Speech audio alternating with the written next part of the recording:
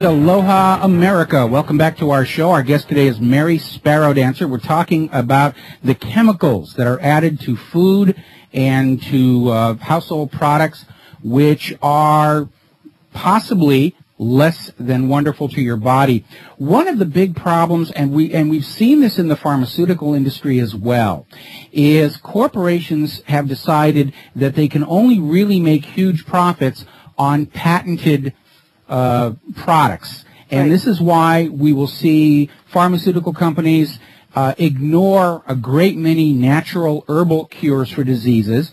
Very often they'll take them, process them into a form that can be patented, and then they resell them at a huge markup. And I think the classic illustration of that is valerian root, which you can buy without a prescription at any health food store, any supplement store. Right. And it's basically the same material that you find in Valium, but Valium is processed and it's stamped and it's colored and it's got trademarks and it's patented and it takes a prescription and it is much more expensive than valerian root. But its only real advantage from the point of view of the pharmaceutical company is that it is patentable. And we are seeing a lot of pharmaceuticals and drugs and health aids which are public domain are literally pushed off to one side while the chemists whip up something that can, basically be declared a whole new chemical and get a patent.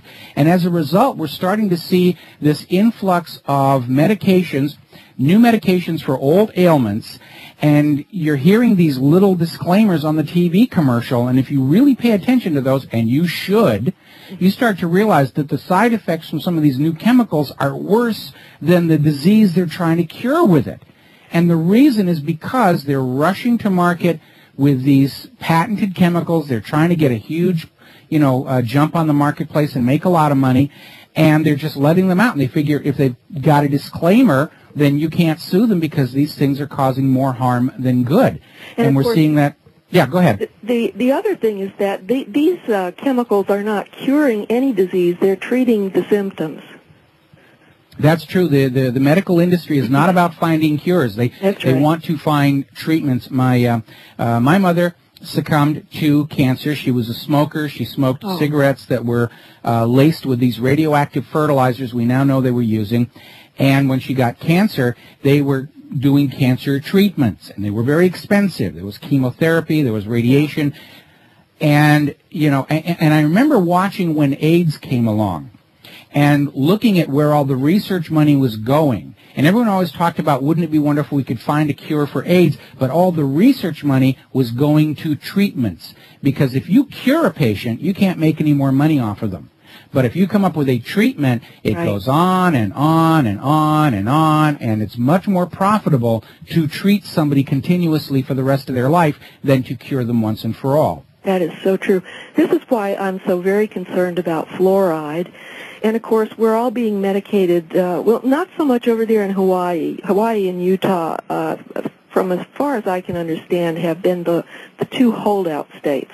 But two-thirds of the rest of the United States are being mass medicated with fluoride. And, of course, fluoride is a toxin to the thyroid and to just about every other part of the human body. In addition, it is a toxic, deadly chemical at a certain level. At a lower level, it will just cause a huge array of symptoms, which we are now paying. We are the most heavily medicated country in the entire world trying to treat our symptoms. And, what's kind of amazing is there are so many pharmaceutical chemicals flowing out of the factories and into our bodies and into our sewage systems. It's getting recycled. We're finding like 25 municipal water supplies in the United States have detectable levels of tranquilizers, various other chemicals that you're not supposed to be taking, and nobody really knows what the effect is going to be. Now, getting back to this issue of fluoride, because it's kind of interesting. When fluoridation first came along, there were a lot of people who spoke out against it and said there are reasons to be concerned. And a lot of people said, the reason for the push for fluoridation is not because it's necessarily good for you, but because fluoride is this huge toxic waste product that is building up from industrial processes, making porcelain and stuff. And but if we put it in the water supply and dilute it and everybody drinks it and flushes it into the sewer, we can get rid of it that way. And so they said, well, it'll kill tooth decay. Let's just put it on all that stuff. And then we saw the media portray anybody who questioned the efficacy of fluoride as a nut and a kook. Absolutely. I mean, we saw it in Dr. Strangelove. Yep. We saw it, yeah. Absolutely, yep. But go ahead. The fluoride issue is such an important issue because since we are poisoning the water with it, we're watering our plants and our gardens with it. Fluoride has now the USDA came up with a study. I think it was about 4 years ago. And they actually did a report and a field study to determine how much fluoride was in our food now. And nearly every sort of cereal product is contaminated with fluoride.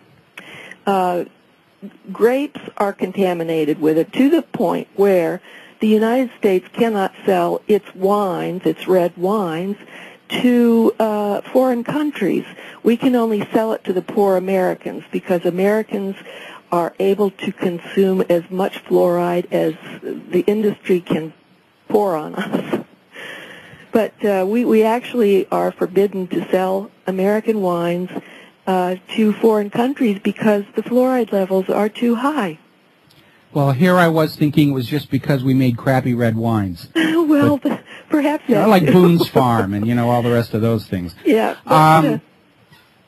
But anyway, and raisins have a very high fluoride content. And I'm even wondering now if this is why dogs will die if you give them raisins, I'm wondering if this is what's causing all the terrible breaks in the horse's legs over in Kentucky. Kentucky is one of the most highly fluoridated states in the entire U.S. It's almost 100% fluoridated, and a horse drinks 10 times as much water as a human being does. So you've got 10 times the amount of fluoride going through a horse, and it affects the cartilages. It affects any place where there is a calcium channel. So fluoride is attracted to that, and it's going to increase, and it's going to weaken the bone. The Surgeon General actually made a statement that fluoride is a demineralizer.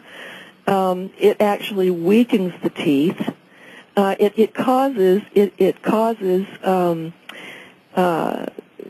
periodontal disease. It's known to cause periodontal disease because it's an irritant. And I got all of this information from the government's own data banks.